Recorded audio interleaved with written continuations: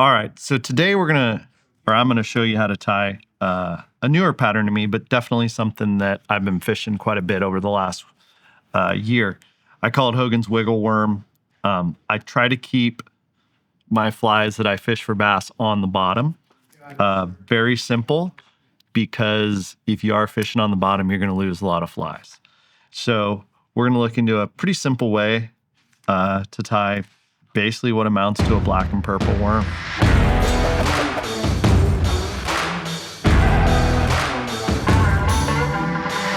This fly, we're gonna start with a 10 millimeter plain chocolate shank. And we're just gonna lock it in. It's just black thread.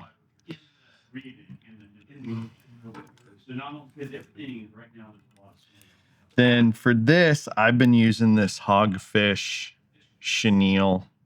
Came in a non-labeled package, but a lot of different stuff you can use for this worm tail. I like this. I like something that's a little stiff. Okay, so something that's not gonna foul, but I like this because it's got a little flash in it. So I'm gonna take the lighter, again, kind of light it, and then twist it. Trim it, you get that nice point.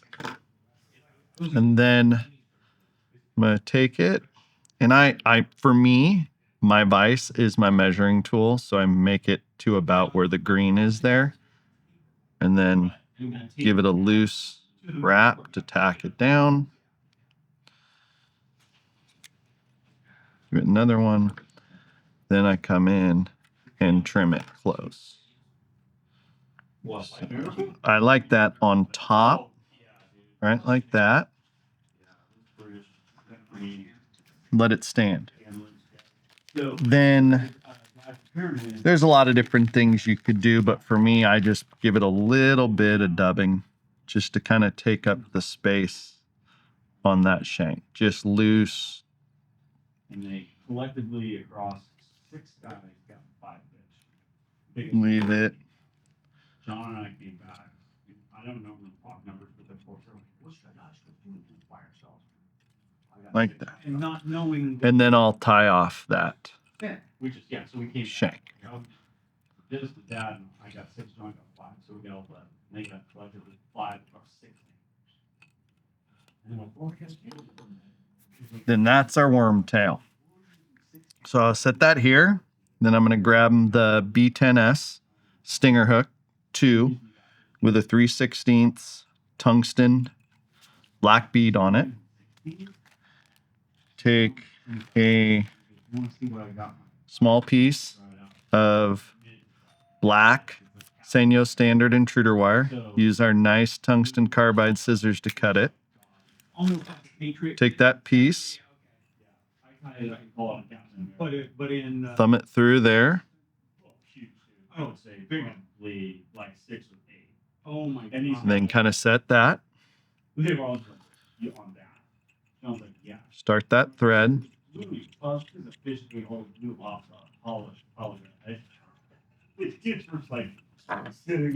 Trim it. Take this and set it right on top. And I like to get it down. Should have brought thicker thread. Sorry, dude.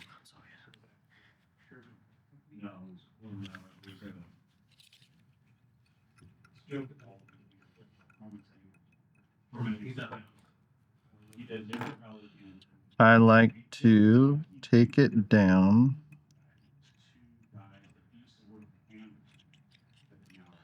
and I'm going to narrow it up. About like that.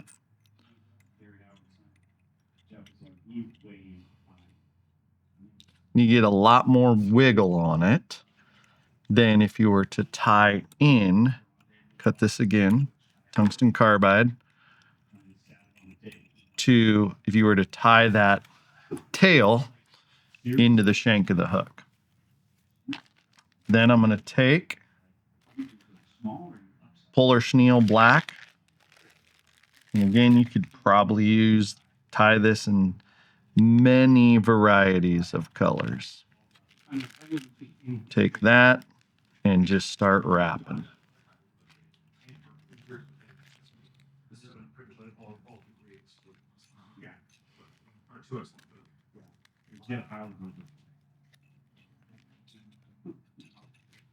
And so that was the first one. June 16th, and then John came back. And yeah, and John came back and. Again, this fly is not going to be. This is kind of a delicate presentation, a subtle presentation fly. It's going to be one of those that, you know, moves a lot with minimal movement applied to the fly. So if you're largemouth fishing, it's going to be something that you're probably going to let sit and then just stay tight to or slowly retrieve. Or if you're smallmouth fishing, you know, something you may drag along the bottom at a. And if you're going to do that, I would recommend using lead eyes versus the bead, just or a sculpin head or something that's going to give you a little bit more contact with the bottom, and then a hookup presentation, so you can drag it. And I'll get it in there. It slid out. And then just tie that off. Then clean it up.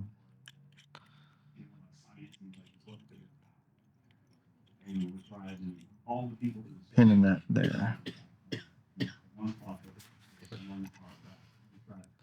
Then if you've watched me tie before, I'm a big fan of black and purple in my flies, especially for bass. And so I'm going to take just purple blue speck. Take 2 legs, fold it in half, and then tie it like that.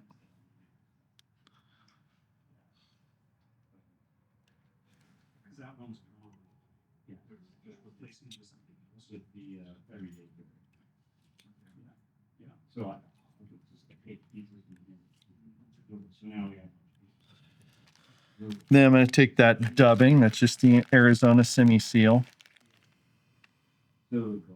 and give it a loose, kind of a loose. Yeah, so we were fishing up, and we knew that they normally. Give it a loose kind of thing. Then come in behind that bead. Tie it off.